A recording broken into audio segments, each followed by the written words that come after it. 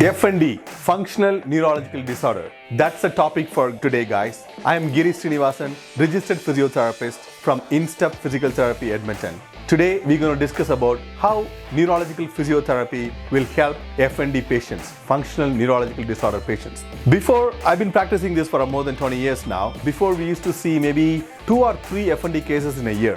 Would you believe if I say I saw 15 to 20 FND in the last 2 months alone? It is really overwhelming, and I was like, what is going on? I'm trying to connect the dots. Why everybody's coming out of the blues now? So then we're going to discuss why later in this presentation about that. Again, as I mentioned, I'm Giri, registered physical therapist, and also a lot of experience in neurological physiotherapy and a proud professional member of Functional Neurological Disorder Society. And if you are an FND patient, please check out the website. You'll get a lot of valuable resources and information from that. Let's get into the presentation now. What is FND? Functional Neurological Disorder is very reflexive, involuntary response the body has learned. It's a little glitch in the body-brain connection, but it can be completely retrained. It is a software problem. It is not a hardware problem, right? Software means a functional problem. There's a functional problem in your nervous system, but nothing wrong structurally. Hardware is nice and safe. That is called FND. There is a lot of stigma around FND, and this slide is to explain about that stigma in the community, right? What is the impact of the stigma when the FND patient goes to see a doctor or a neurologist? Neurologists mostly aware of these things, but sometimes other medical professionals who are not aware of FND symptoms, this is what they go through, right? They go to the doctor to take some help, and then they do some checking in the medical field and they say it's not real, right? And the patient feels so invalidated and angry and frustrated and confused. Why nobody's believing me? That's the worst situation, a worst feeling you can have as a patient. Then what happens? The lack of communication between the patient and the healthcare team, and trust is broken. When the trust is broken in the medical field, in the healthcare field, everything is broken, right? And then provider says, okay, this patient is very difficult to manage, and the provider does not take any steps to learn more about FND. It's a separate world out there. And North America is very behind in FND kind of approaches on the resources compared to UK, right? UK is far more advanced in FND treatments and the research and also education to the patients and the providers, right? So this is what we don't want. Come out of that stigma and then take real help, approach real people who knows about FND to get yourself better and get out of that. So a small slide from FND Australia. Again, FND Australia is great, beautiful site, which I always refer to my patients as well for education purposes. And they have this nice slide here to talk about what is functional neurological disorders in one small infographic here. You can see what is FND is and what are the symptoms you can have with FND. You can have mixed variety of symptoms from upper limb weakness, lower limb weakness, hand weakness, grip weakness, or sometimes it can present as one side is paralysis. Sometimes it can be one arm and one leg. There will be a lot of gait disturbances. There's a lot of ataxic gait, wide base gait, limping gait. You can also see patients, they'll be walking and they'll be buckling every 2 steps, or they will be coming and walking, they stand, when they stand they might go this way or they might go that way. There's so many different gait disturbances we have seen in FND in our patient presentations, and it's much more common in women than men. I have maybe 2 male patients, everybody else is a female patients, and we do also pediatric patients as well. I have about 3 or 4 patients under 15 with FND. We're going to talk about pediatric FND also in this presentation, right? And then your tremors, muscle spasm, myoclonic twitches is also another important characteristics. It can be on the face, it can be in the hands or the feet, just the toes. It can be in different places. Functional seizures also another important thing. We'll talk about that later. Abnormal movement patterns. Suddenly they'll go like this, right? So kind of a dystonic abnormal movements can also be there. And it also can come from the neck also. Speech disturbances, slurred speech, or searching for the words in between, right? And swallowing difficulty is also very common. And continence issue may also be present. So there's a whole bunch of things can come with your functional neurological disorder as a symptoms. Diagnosis, like usually it's kind of, you exclude a lot of neurological problems by a neurologist or neurophysio. A lot of things will be excluded. What we'll do for upper motor neuron and the lower motor neuron test, we do all those things, we exclude most of the things. And there are some positive signs in the diagnostic criteria to diagnose somebody as FND. And that if you search diagnostic criteria for FND, you will know those 5 points as well on that one. So there is no quick fix for FND. It's a multidisciplinary team approach. Okay, the team consists of family doctor, neurologist, neuropsychiatrist, psychiatrist, psychologist, physiotherapist, occupational therapist, speech language pathologist, social worker, patient, family members, school, everything is involved in this team, multidisciplinary team. Then only you can get better success with the FND patients. And outcomes can vary. Children actually improves a little bit faster than the adults, and depends also how far you've been without treatment, how strong your abnormal movement patterns are, and how strong your beliefs and apprehensions are. It all depends on those things. Instep FND program.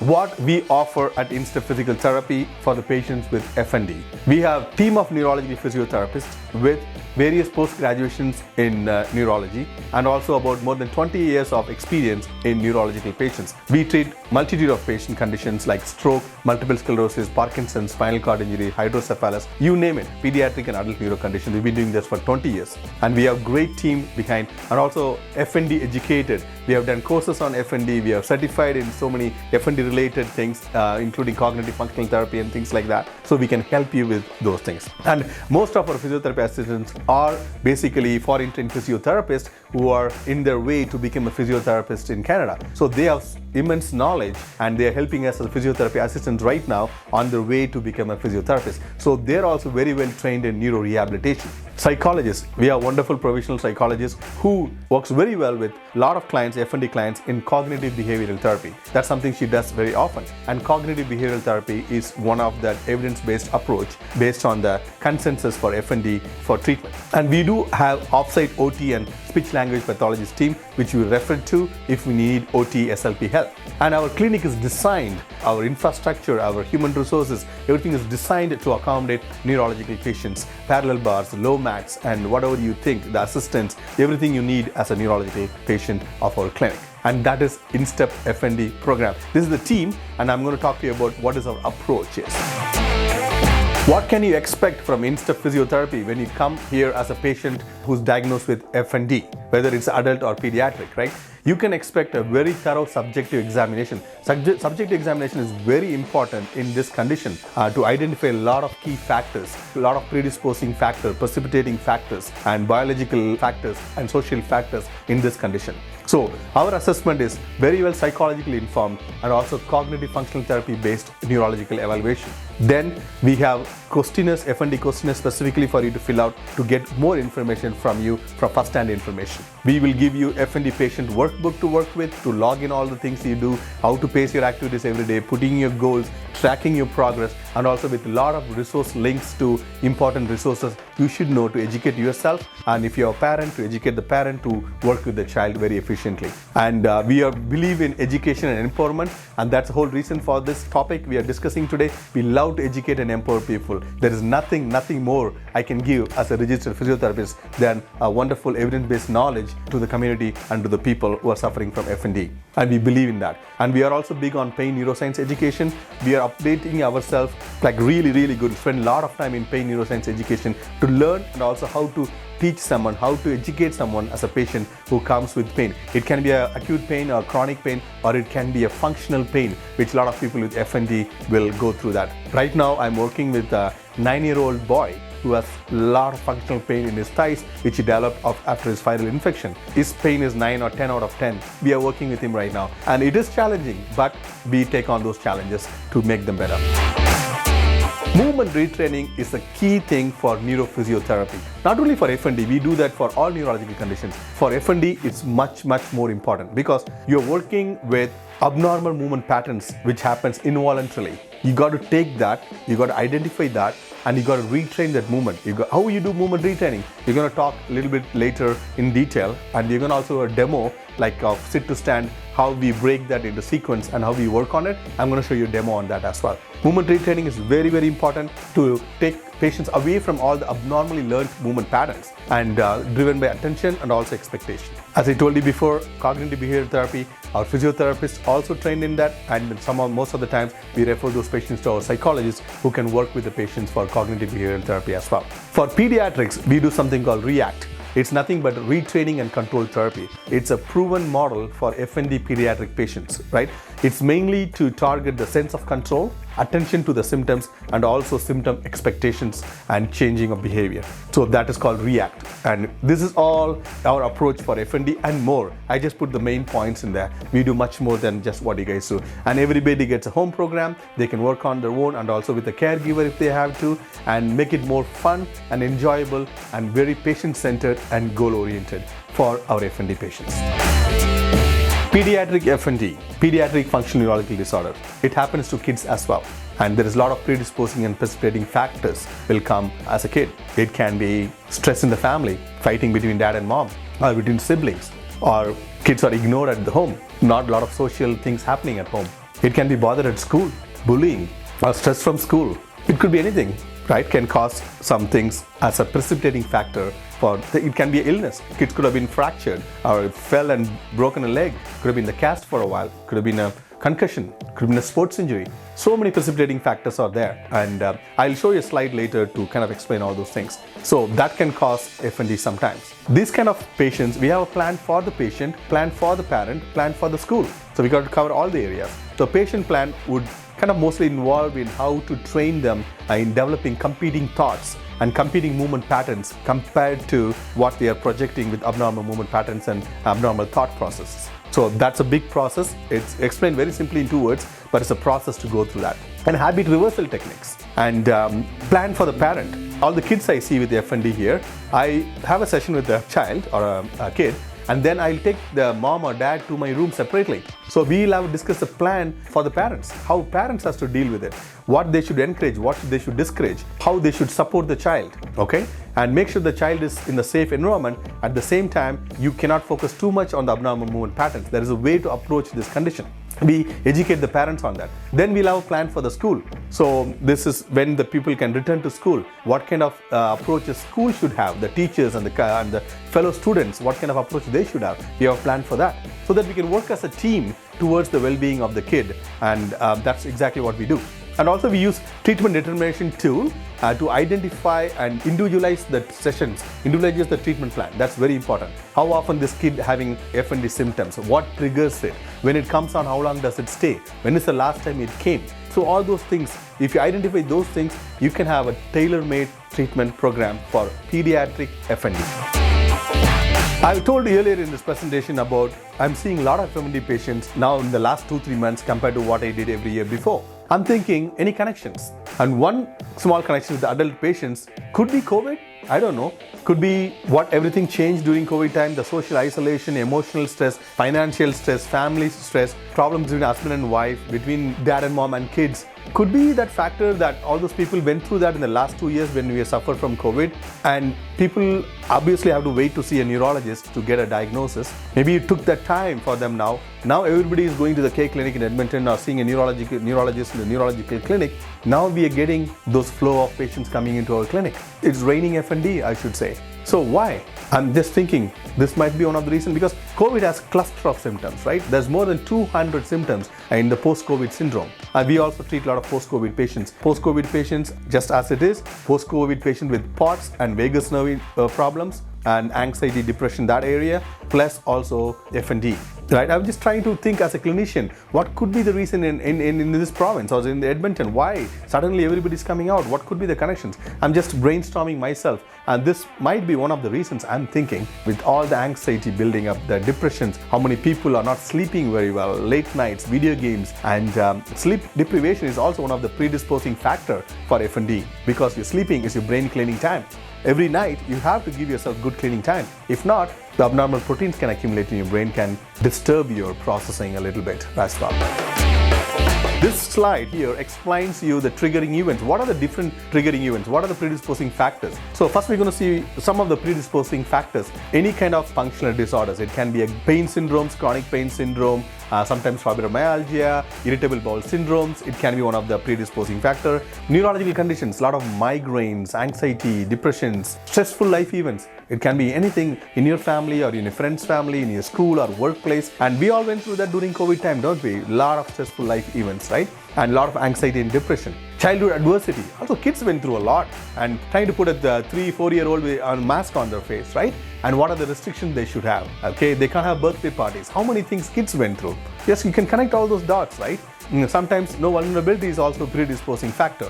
What are the triggering events, right? You can see in the slide there, any kind of injury. It can be a orthopedic injury or a neurological injury or a sports injury, concussion, all those injuries, right, can also be a triggering event. Right now, I have 2 or 3 motor vehicle accident patients develop FND. I'm treating them right now. So motor vehicle accident, in another 1 year, they develop FND symptoms and I'm treating them for that. So that can also happen. It can be a workplace injury, panic attacks, migraines, neurological illnesses, and also a lot of side effects as a drug. If you're heavily medicated for your lot of issues, side effects can cause, right? And head injuries and concussion we already talked about, right? What are the comorbidities? What are the things can kind of bring it together, right? Depressions, anxiety, post-traumatic stress disorder, right? Sleep problems, I told you already, sleep is very, very important. Please make sure you get enough sleep in there. And dissociations and avoidance, that's all happened during the COVID also, the social isolation. And a lot of people are working from home. I treat a lot of patients working from home. They have their own problems, but everybody misses that social connection, what you have in the office, seeing your colleague face to face.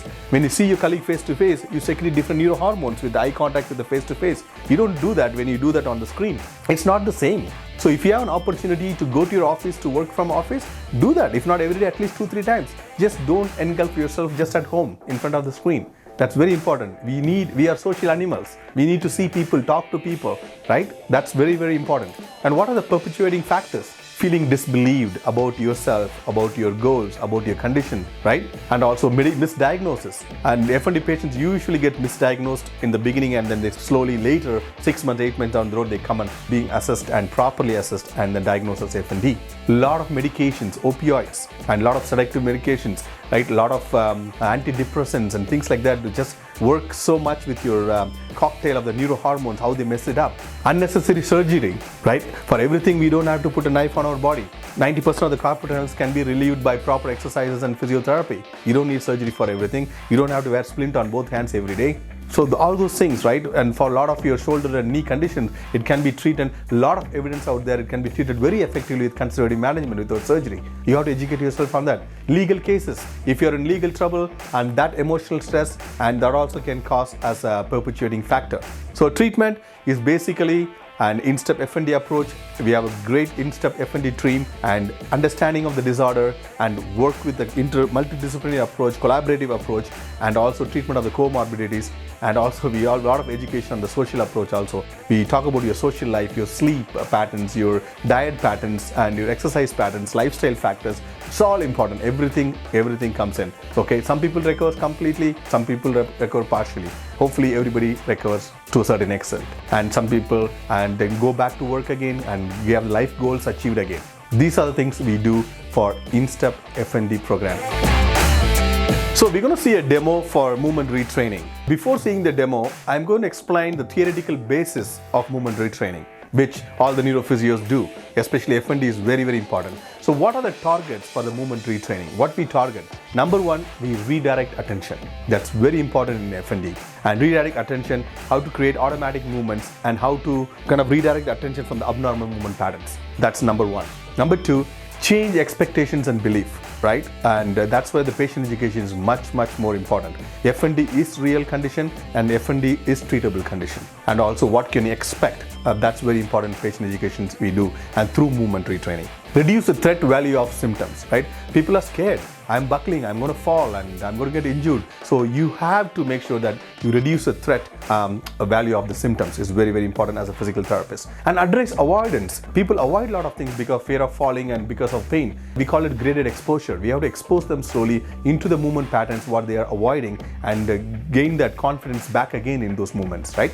And improve strength and coordination. That's our bread and butter, right? And there is a way to strengthen a neurological patient than a patient with the ankle sprain.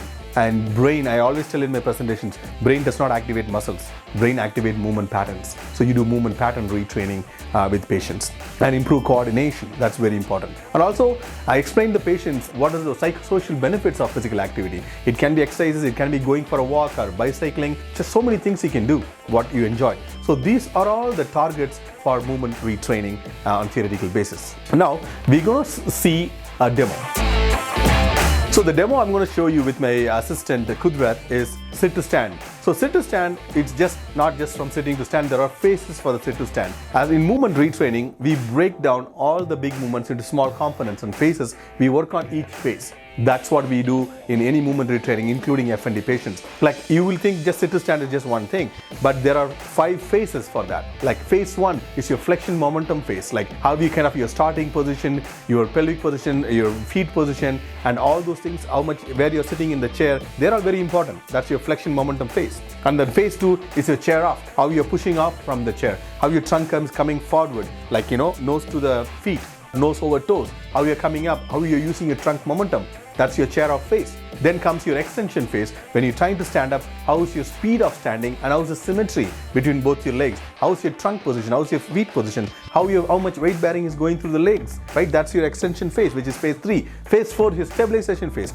Once you stood up there, how are you stabilizing? How much stable your stance is? Are your base is stable enough so that you can weight shift and take a step? So we got to take on that. And that's a phase 4 stabilization phase. Then the phase 5 is stand to sit. Right? We are standing, so you also should know how to sit down from standing, control, not just falling onto the chair. This is just an example, one example, how we split those movement components and work on small phases and retrain our patients in neurology and also in FND. Let's see the demo now. Time for some demo here, and I have my wonderful neuro assistant here, Kudrat. And Kudrat is going to help me to demo you guys. She's going to demo as an FND patient. She's going to demo a sit to stand, how one FND patient may present to you. And then we're going to see how we're going to work on movement retraining for that particular patient. Okay, Kudrat, can you be a FND patient for me? Okay. Now we're seeing Kudrat here. She has an abnormal movement pattern in this arm. Her arm is internally rotated and extended. And also you see the one leg is inside, one leg is outside here, and she's trying to stand up how she normally does as a FND patient. Can you show us that, Kudrat?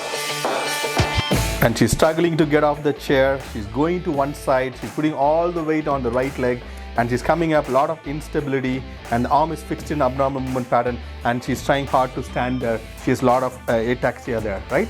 Okay, have a seat now. So you saw just one presentation of how they do. So now, how we do movement retraining? Then I told you before the phases of sit to stand, right? Phase number 1 is how they are starting from the chair itself, yeah? The flexion momentum we call it, right? So we make sure that Kudrat is sitting in the front of the chair, not too much in the back of the chair. Come to the front with me and make sure both the feet on the ground, right? Properly planted, and make sure the hands, if the patient has to use the hands, we can ask the hands to be there on the armrest. If not, we can have it here.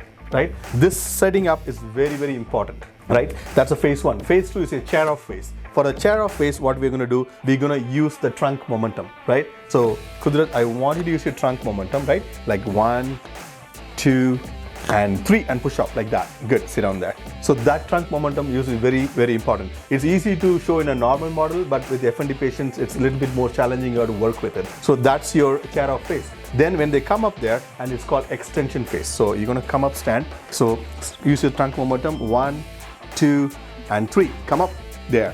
So this phase where she comes, it's called extension phase. She has to extend her legs and the trunk to come to this stable platform here. So that's very important. And also the speed she got up with. It's not too slow, it's not too fast. The symmetry she got up. She's not leaning to one side, she's putting equal weight on both sides. So speed, symmetry, it's very important on this extension phase.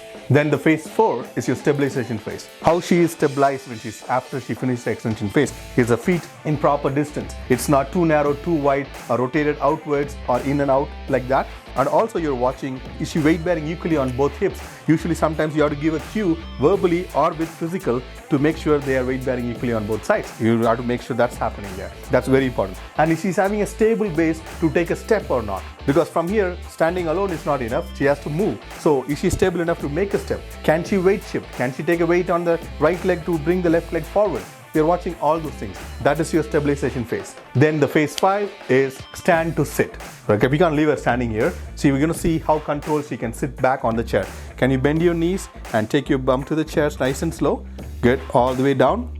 And teaching them that stand to sit as well. That's your last phase of sit to stand. So we always use, in the real patients, we use transfer belt so that for safeties you can hold on to something. In the demo I didn't use it, but we usually use that in the parallel bar or in the physio room when we work with the patients. So that's how abnormal movement pattern present to you in FND patients. And this is a physiotherapist split that one activity into different phases and work and teach the patients in each phase how to have a full sit to stand functional activity, much safer and beneficial for the patients with FND. Have you been recently diagnosed with the FND, Functional Neurological Disorder, or have you been suffering some symptoms like abnormal movement patterns, not able to sleep, tremors you couldn't control in your upper limb, lower limb, or myoclonus or twitches in the face, depression quite a bit, you're buckling when you're walking, a lot of gait disturbances, severe pain with unknown cause, with no cause, you're developing functional seizures, it's not epileptic, it's non-epileptic seizures, you're not able to think well, a lot of functional cognitive problem. You might have a problem in your software, which is the functioning of the nervous system, not the hardware, the structure of the nervous system. Consult your family doctor and the neurologist to get proper diagnosis for you. You might be suffering from FND. If that's the case, get help soon. And if you need a physiotherapist to work with you for FND rehabilitation, please call us at Instep Physio in Edmonton. We are providing neurological physiotherapy for the last 20 years in Edmonton community. Our Instep team is well equipped with knowledge and expertise to treat FND patients. And we have our own Instep FND treatment approach. Please come and see us.